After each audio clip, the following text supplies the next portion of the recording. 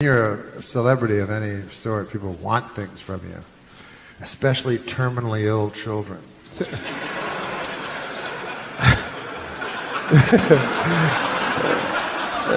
So anyways, there was a Make-A-Wish Foundation, and this child wanted to come to SNL. Natural. And watch me throughout the week and see how an idea became a sketch. So I said, okay, that's a wonderful idea. And I talked to him at his bedside, and I got everybody else to scram, And I was saying how touched I was that he wanted to do that. And then he said, I don't want to do that. I just made that up. I haven't liked SNL since Bill Murray left.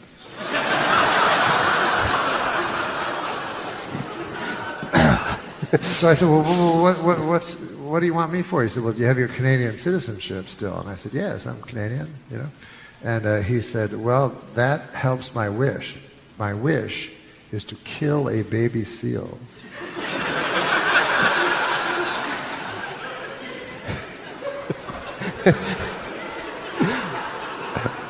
So we took him, me and my buddy.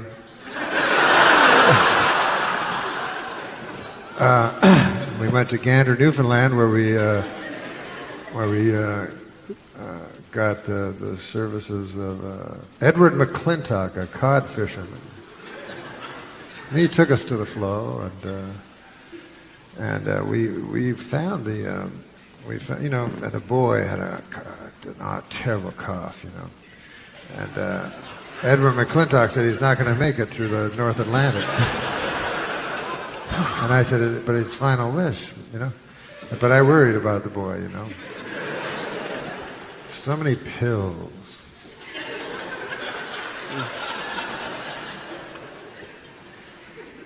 But I tried to entertain him.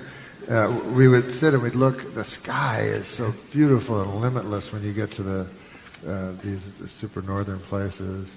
And we'd look at the clouds, the boy and I, and we try to find figures in them, like I go, that cloud looks like a half-eaten pickle. The boy had not learned that life was about food yet. So he saw other things, he would go, look, there's a man with a beard. And I'd say, I don't see it. And he'd go, wait, see where that's his mouth. And then that's his chin. I go, yes, it is a man with a beard. Right, you are. And, and I go, what about that one? It's an alligator. He go, I see it's an alligator. So we both saw an alligator, and on it went. So finally, we get to we hear the odd noise I'd never heard, and Edward McClintock said, harp seal. Yeah. Baby harp. So we said, oh, God, thank God, because we've been on the sea for a couple of days. And we go, and then we heard gunshots. And Edward McClintock said, damn punks from St. John's with their revolvers. That's not how you kill a seal. And we said, well, how do you kill it? And he produced a rucksack. And out of the rucksack was this medieval-looking sort of thing. It was called a hack-a-pick. Hack-a-pick. And Edward McClintock gave instructions to the boy. And he said, a seal's skull is as thin as a shadow by. Strike him with this hack-a-pick directly above the eyes and watch as they go glassy. So the boy ran away. No, he didn't run away, man. He ran toward the harp seal. Toward the baby harp. And me and Edward McClintock and my buddy stood there, and he had such strength suddenly, this child, and he struck as hard as he could, and the blood came out. It was so red with the white behind it, just this fountain of blood. Most of it hit the boy's face and within his mouth, and it was almost like the life of the seal itself was transferring. Yeah. to the child, and then me and my friend and Edward McClintock, we just stood and watched this wicked miracle unfold.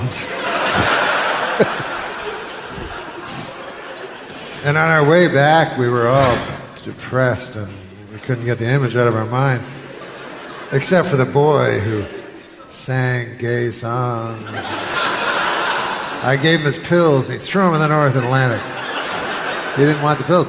And we went back, and a miracle had happened. The boy was free of his disease. It was it was in the New York newspapers at the time. This was about 18 years ago.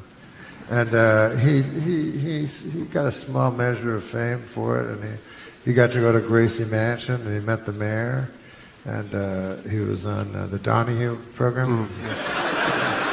Cured. Phil Donahue program. Cured, yeah. There were other people with him that had been cured and so forth.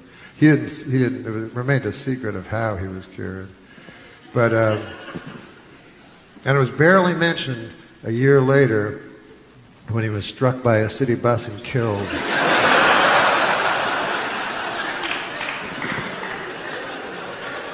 So anyways... That's...